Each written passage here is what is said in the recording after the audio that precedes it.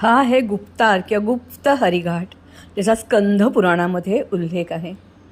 रामाने इथे जलसमाधी घेतली, पुन्हा कृष्ण रूपानं अवतरण्यासाठी.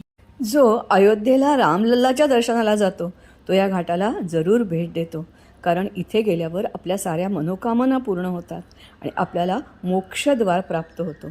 इथे प्रथम घाट बांधण्याचं श्रेय दिलं जातं अयोध्येचे राजा दर्शन सिंग यांना.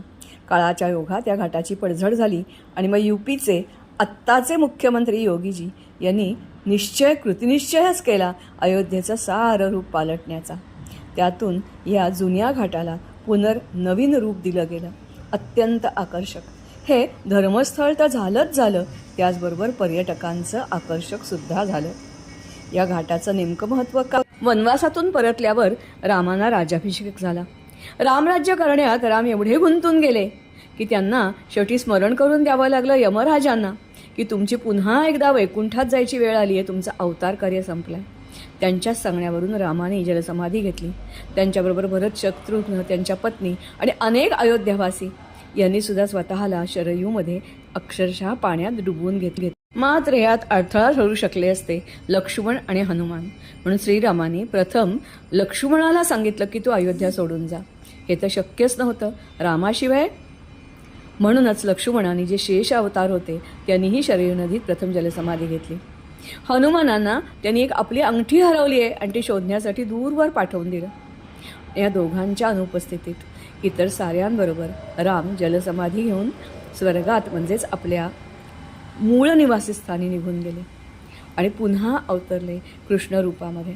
मधल्या काळात अयोध्या ओस पडली होती आणि पहिलं राममंदिर बांधण्याचं श्रेय जातं सम्राट विक्रमादित्य यांना. या घाटावर आहेत अनेक मंदिरं, जसं की रामजानकी मंदिर, पुराणे चरणच पादुका, हनुमान मंदिर, मिलिटरी मंदिर, कंपनी गार्डन, राणा प्रतापांचा पुतळा, राजकीय उद्यान आणि असंख्य कौन लिहिलेले पोस्टर्स.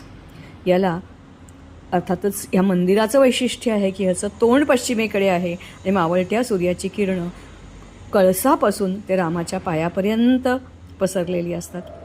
असंख्य पर्यटक इथला नौकाविहार, त्याचप्रमाणे इथे असंख्य स्नान करणं, डुबकी करणं आणि जे आजूबाजूची मंदिरं आहेत त्यांना भेट देणं यासाठी येतात. अर्थात इथला संध्याकाळ आणि सूर्यास्त ही खूपच प्रेक्षणीय असते.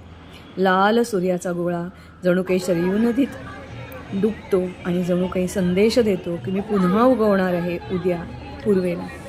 त्याचप्रमाणे तुम्ही सुद्धा इथे येऊन मोक्षाची कामना करा. तुमची या आयुष्यात अपुरी राहिलेली स्वप्न